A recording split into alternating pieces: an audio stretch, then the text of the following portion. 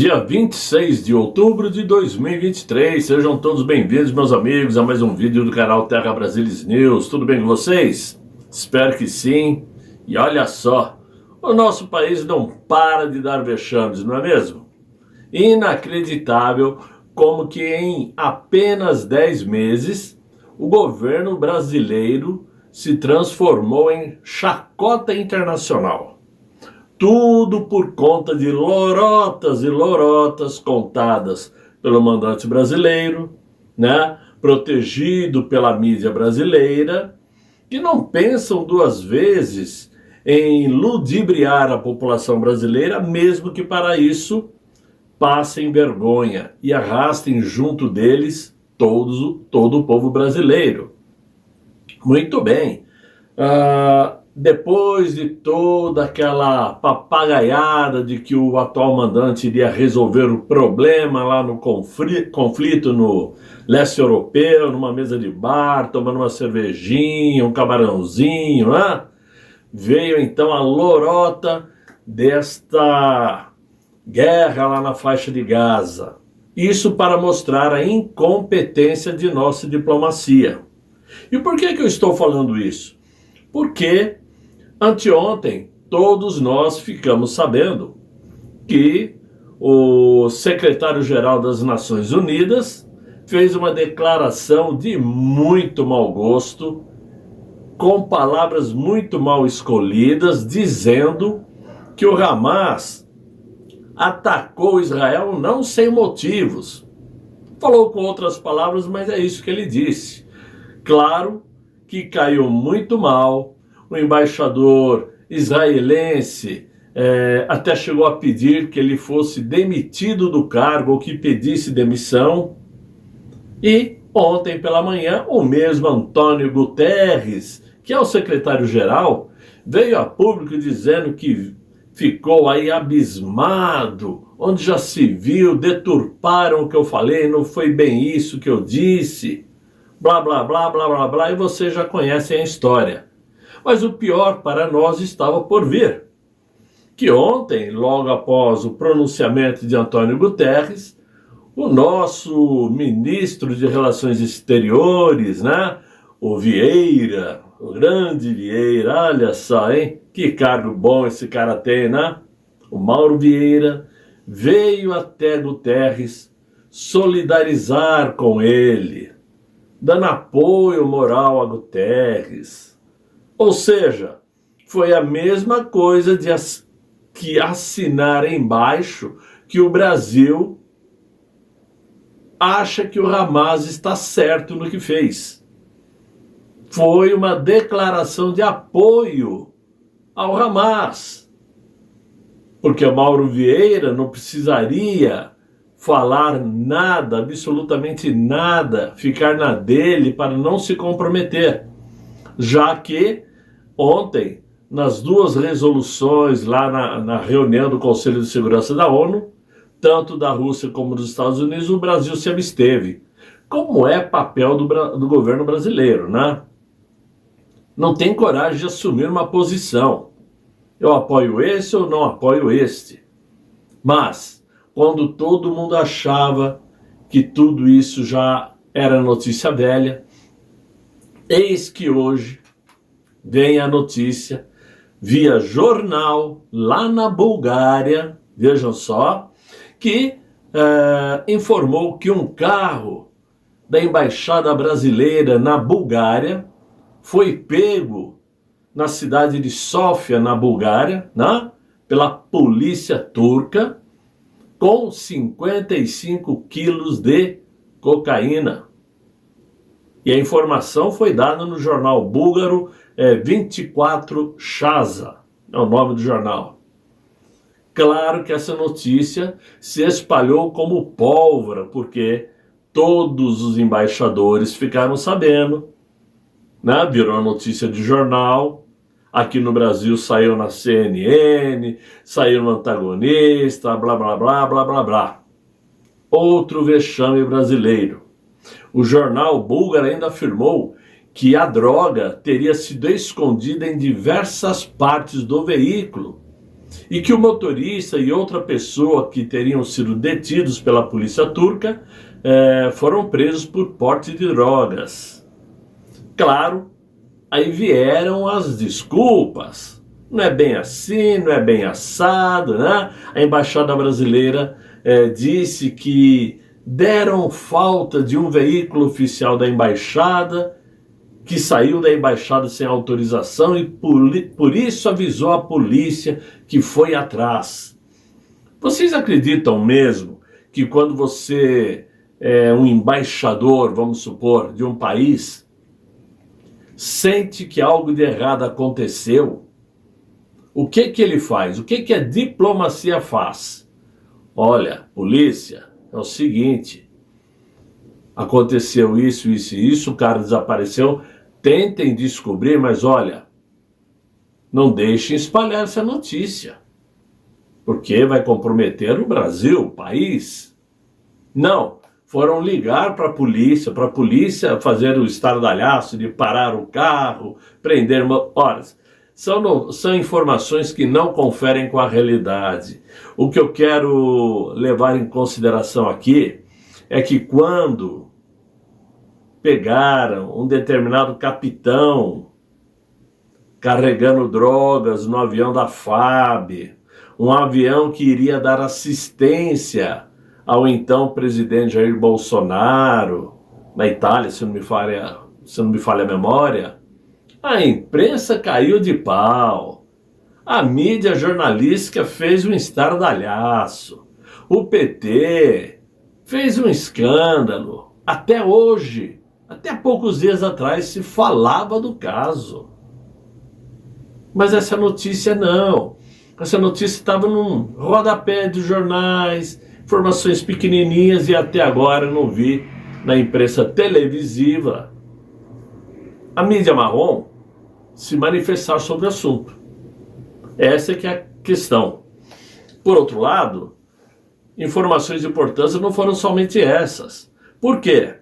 A CNN Brasil colocou hoje em suas páginas, digamos assim, que a investigação da Polícia Federal, que culminou com a prisão de 2 agentes da ABIN e o afastamento de 5 outros, havia começado exatamente há 4 anos atrás, né? Exatamente no início de 2019, ainda no governo Jair Messias Bolsonaro, quando Alexandre Ramagem era o diretor da ABIN. A notícia que saiu há 3 dias atrás foi outra. Descobriram aí um aparelho espião que estava vasculhando telefones de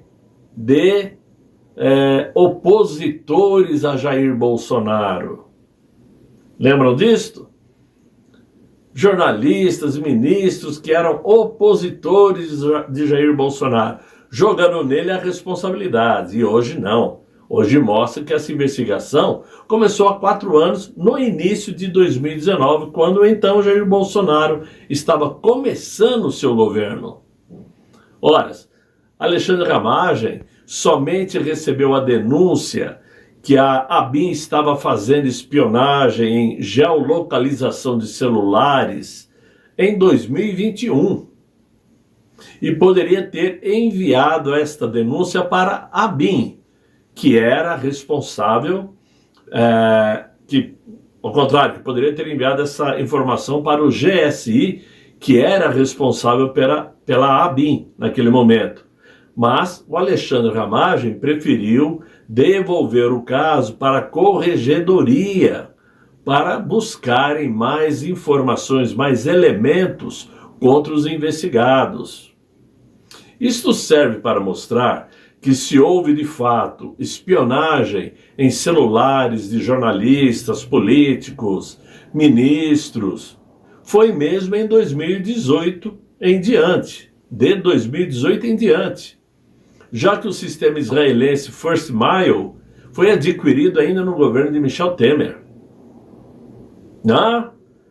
Claro, isso tudo não é informado da maneira como eu estou tentando passar a vocês, muito pelo contrário, eles não querem que a verdade venha à tona. Muito pelo contrário. O que eles gostam é de esconder informações. Essa é a realidade. E como notícia importante a gente traz, mudando de assunto, vamos dizer que a bomba do dia vem lá do Rio de Janeiro mais uma vez, infelizmente. Já que a polícia do Rio de Janeiro descobriu um plano de atentado contra o governador Cláudio Castro, sua esposa e seus 2 filhos, segundo informações do governo carioca.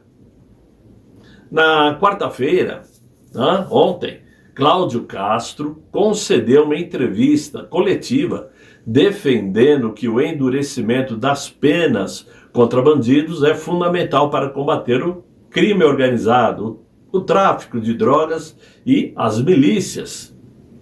Anteriormente, o mesmo governador já havia afirmado que a operação da polícia que resultou na morte do traficante Faustão foi um duro golpe para a maior milícia da Zona Oeste. Por conta das ameaças de atentado contra o governador, o atual mandante brasileiro vai anunciar, sabe-se lá Deus quando, um pacote de medidas para reforçar a segurança no Rio de Janeiro. Já que seu ministro da Justiça, o Flávio Dino, não tem competência para tanto, não é capaz de armar um sistema de segurança pública que proteja a população, não só do Rio de Janeiro, mas como do país todo, Aliás, no tempo do governo anterior, diariamente ouvíamos notícias que a Polícia Rodoviária Federal, por exemplo, havia pego centenas de quilos, toneladas de quilos de apreensão de drogas nas estradas brasileiras. Parece que acabou nesse governo. Nunca mais a polícia fez apreensão de drogas. E se fez, não valeu nem a pena noticiar nos jornais. Mas essas medidas que o mandante brasileiro disse que vai apresentar ainda estão em discussão dentro do governo federal.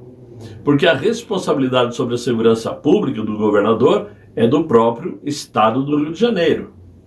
Como se a gente não soubesse disso. Mas, entre as ações que estão sendo estudadas, vai ter aí a participação de militares. Há 2 dias atrás, o mandante brasileiro disse que não faria intervenção militar, não mandaria militares para o Rio de Janeiro. Mas agora o plano diz que vai ter a participação de militares. Só que ainda não tem definição clara sobre isto. O próprio Ministério da Defesa aguarda ordens do mandante para saber o que fazer. Enquanto isto, para justificar tudo que vem acontecendo no Brasil, segundo aí o Diário do Poder, o governador Cláudio Castro chegou a visitar várias autoridades em Brasília, ontem ou anteontem, não me lembro, em busca de socorro e parceria para o combate ao crime organizado no Rio de Janeiro. Só que ele deveria ter centrado suas cobranças lá para o presidente do Senado Federal, Rodrigo Pacheco, que tem em sua gaveta, guardado, acumulado, tomando poeira, somente na área de segurança pública, 817 leis já aprovadas na Câmara dos Deputados e que precisa ser aprovada também no Senado Federal. E isto, meus amigos, desde o ano de 1993, mas que estão pendentes de votação dos senadores. Olha só que absurdo. Quantos presidentes do Senado já passaram no Congresso Nacional desde 1993?